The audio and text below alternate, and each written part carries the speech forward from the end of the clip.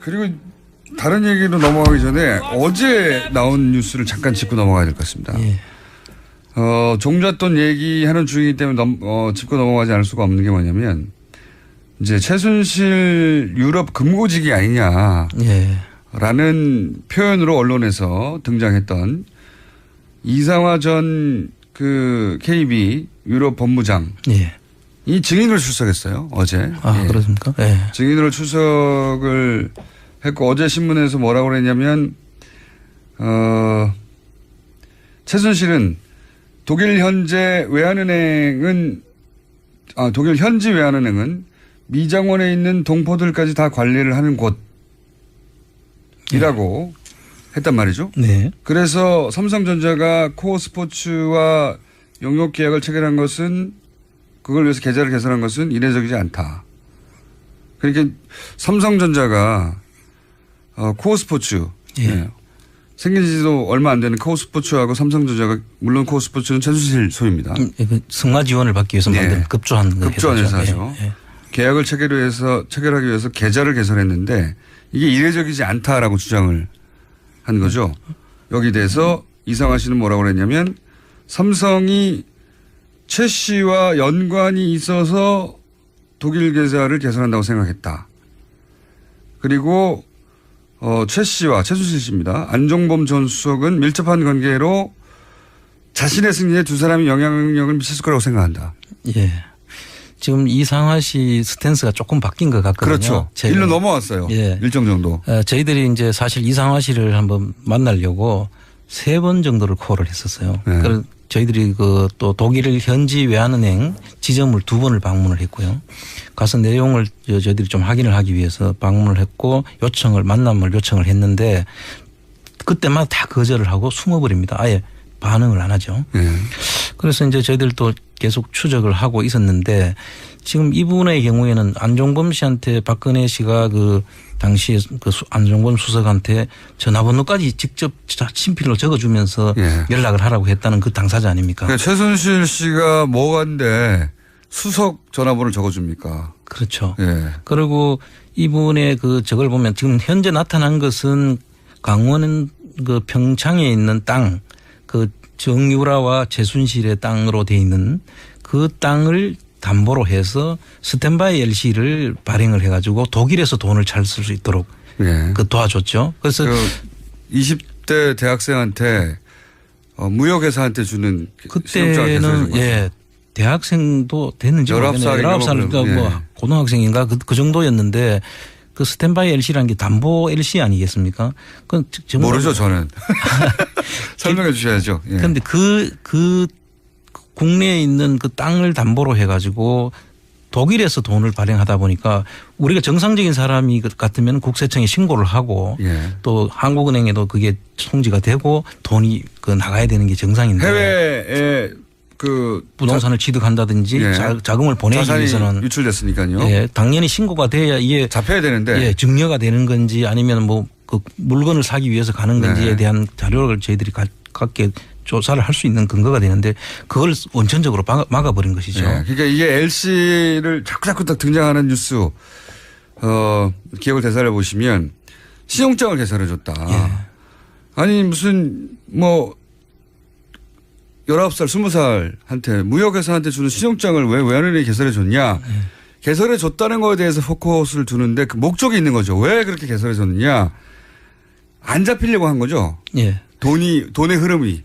거기서 2가지 이야기가 있습니다. 하나는 지금 말씀하신 대로 안 잡히기 위해서 아예 국세청이나 이런 기관에다가 연결 고리를 끊기 위해서 하는 것이 하나가 있고 하나는 이 정유라의 시드머니 그야말로 종잣돈이 하나도 없지 않습니까?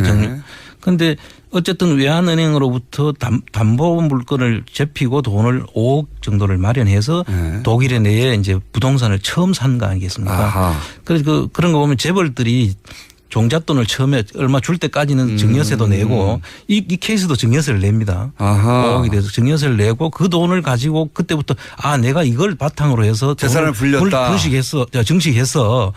이렇게 이제 근거를 만들기 위해서 했다는 그런 지금 정황도 지금 둘 다 알 수 있겠네요. 그렇습니다. 이게 뭐냐면 돈을 우리나라에서 가져가서 외국으로 나갔으면 다 기록이 남는데 지금은 한국에서 담보를 잡아놓고 외국에서 대출을 받은 것처럼 해버렸어요. 그렇습니다. 그러니까 대출을 받았으니까 한국에 안 잡힐 거 아닙니까? 그렇죠. 독일에 대출 받았으니까. 그러니까 기록에 남지 않는 거예요. 그게 첫 번째고. 예. 예. 나중에 정유라 재산이 불었어요. 예. 뭐, 언제 너 돈도 없었는데 어떻게 그 돈이 불었니? 아니야, 내 옛날에 돈 5억을 이렇게 빌려가지고 내가 돈을 이렇게 부른 나중에 거야. 정유라 재산이 막 조 단위가 됐어요. 예. 뭐 20년 후 그럴 수 있지 않습니까? 이제 물려줘야 되니까. 그럴 때 그 종잣돈 여기 있습니다라고 말하기 위해서 그때 그렇게 시작했을 것이다. 그렇게 지금 보는 시각도 있습니다. 아, 그렇군요. 그러니까 이게 대단히 전문가가 붙어서 그렇습니다. 설계해 이게 준 겁니다. 그렇죠? 재벌들도 그렇게 재산을 증식해서 상속세를 나중에 이제 이야기할 때 어떻게 받지 않고 어떻게 당신이 벌었어 하면 우리 아버지한테 내가 얼마를 받았었고 지금 뭐 우리 삼성 케이스죠. 삼성 케이스. 그런 게 있지 않습니까? 60억 받아서 뭐 내 세금 뭐 16억인가 냈어. 세금 16억 낸 다음에 지금 한 8조인가 뭐 지금 재산이 그렇게 된다는 거 아닙니까? 그럼 그 증식된 근거가 여기 있는 거야라고 할 수 있죠. 이것도 비슷한 케이스라고. 그 기법을 썼다 여기다. 훌륭한 기법이네요. 들키지만 않았으면 그렇게 쭉 갔겠죠. 그렇죠. 예. 그런데 그런 일을 외환은행이 해줬다는 거예요. 말이 안 되는 건데 아니 왜 대출 받아서 한국에서 돈을 가져가지 않고 한국에서 담보를 잡혀놓고 독일에서 대출을 해줬어. 아무것도 없는 이 나이 어린 친구에게 당연히 물을 수 있는데 그 일을 해준 외환은행의 당시 본부장에게 물은 겁니다. 왜 해줬어? 그랬더니 아니 보니까 뭐 안정범 수석 연락처도 주고 힘이 센 것 같고 삼성도 그래서 개설해 준 거고. 그렇습니다. 그리고 나중에 그 자체적으로 3단계 승진을 하죠. 이분이 유럽 본부장으로 이제 승진을 하고 또 이분이 독일 가서 저희들이 파악한 걸로는 독일에 있는 재산들을 전부 다 이렇게 소개를 하고 이분이 한 2번째인가 3번째인가 독일을 근무한 독일에 대해서는 잘 아는 분이에요. 그 프랑크푸르트 일대에서는 이분을 상당히 그 사전 지식도 있고 교민들 사이에 뭐 은행 거래를 해야 되니까요. 예. 그때 당시만 해도 은행 거래는 다 외환은행을 주로 했더라고요. 그러니까 그래서 그런 걸 하면서 재산을 이제 최순실에서 부동산을 소개하는 그런 역할도 했다는 것이고 그다음에 이제 이분이 주로 한 게 그 미얀마 그 대사로 보낸 유재경 씨라고 있지 않습니까? 그분이 이제 그 학교 선후배관이라서 그 추천을 했고 그분이 감사하다는 그 문자까지 보냈다는 걸로 나타나요. 독일 인맥. 그렇습니다. 그런데 이제 어제 나와서 이분이 최순실 씨가 부인했던 영향을 미친 게 아니다. 삼성이 코스포츠하고 계약한 게 이상한 게 아니다. 라고 한 것에 대해서 최순실과 관련이 있으니까 삼성하고 관련이 있는 것으로 있다고 지금 이야기를 하는 걸로 봐서는 스탠스가 전에 입장하고 지금 완전히 바뀐 거죠. 그러면 그리고 또 안정범 수석이나 최순실 씨가 자신의 승진에 영향을 미쳤을 거다. 뭐 이런 이야기를 금고지기라고 하는 분이 이렇게 얘기를 시작했으니 이분하고 만나실 필요가 있지 않을까요? 지금은 만날지 모르겠는데 아마 제 생각에는 알려진 것 외에도 그 편의를 제공한 그런 것이 더 있을 것이다. 저희들은 그렇게 추정을 해봅니다. 알겠습니다. 요 이야기는 이제 어제 나온 이야기인데 저희가 뭡니까 브리핑에서 짚지 않고 여기서 따로 짚었습니다. 전문가와 함께. 유경재단 관련해서는 여기가 끝입니까? 유경재단 관련해서는 뭐 다양한 게 있지만 폭력 사태나 살인 사건은 여기서 다룰 일이 아닌 것 같고요. 그거 제가 한 3시간 할 수 있거든요. 자판도 길게 받았기 때문에 한 3시간 정도 의혹과 의문에 대해서 얘기할 수 있는데 오늘 지금 안민석 의원이 어저께 그 스위스를 다녀오셔가지고 그 스위스의 그 부정재산 몰수에 관한 법이 있더라. 소개 잠깐 했습니다. 어제 하셨지 않습니까? 이제 제가 오늘은 다른 소개를 잠깐 좀 했으면 싶은데요. 저희가 1분밖에 안 남았어요. 아, 그렇습니까? 1분 내에 소개해 주십시오, 그러면. 지금 1970년도에 미국의 그 리코법이라는 것이 유명한 법이죠. 리코법. 리코법이 뭐냐면 범죄 수익에 관련된 그 범죄 단체로 인정만 되면 그 범죄 단체와 관련된 재산들은 전부 다 몰수할 수 있도록 하는 겁니다.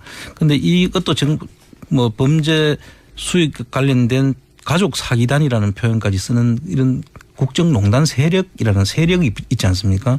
그 조직에 관련된 인물만 되면 거기에 관련된 재산들은 다 몰수를 할 수 있도록 하는 그런 법입니다. 굉장히 강력한 법인데. 예. 그리고 정상적으로 수익을 자기가 그 재산을 형성했다면 그 입증은 당신이 해라. 그 정상적으로 그 형성된 재산이라는 것을 입증하지 못하면 다 몰수하겠다.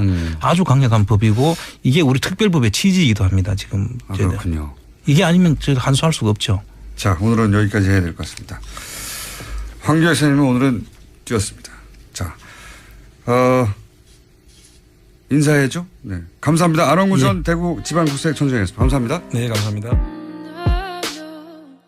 있었는데 지금 이분의 경우에는 안종범 씨한테 박근혜 씨가 그 당시에 그 안종범 수석한테 전화번호까지 직접 친필로 적어주면서 연락을 하라고 했다는 그 당사자 아닙니까? 그러니까 최순실 씨가 뭐간데 수석 전화번호를 적어줍니까? 그렇죠.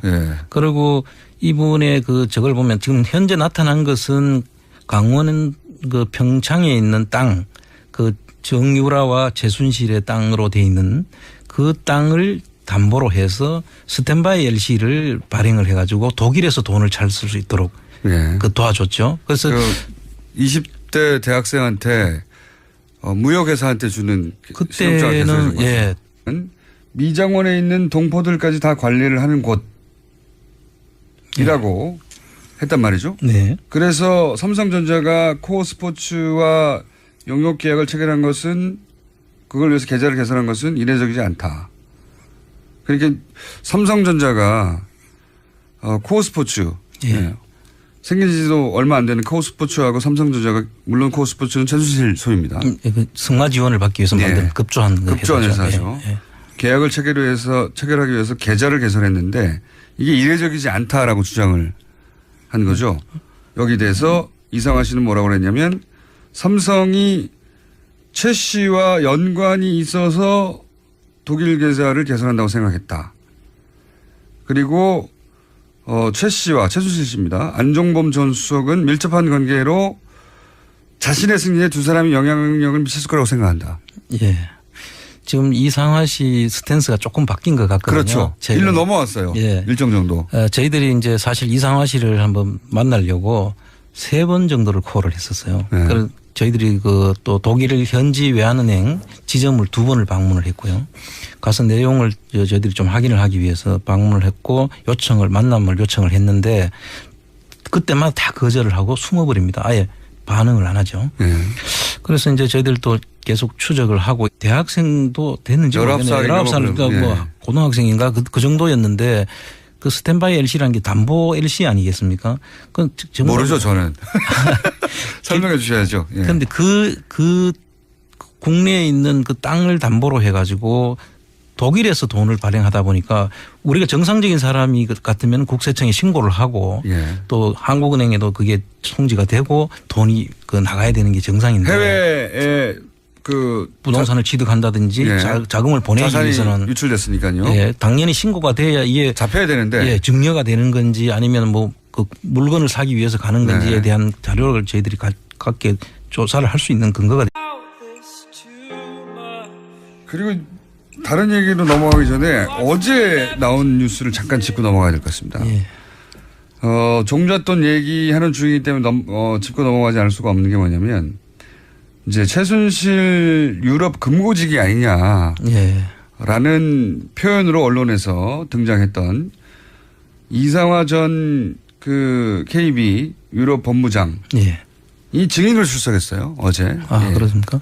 증인으로 출석을 했고 어제 신문에서 뭐라고 그랬냐면 최순실은 독일 현지 외환은행은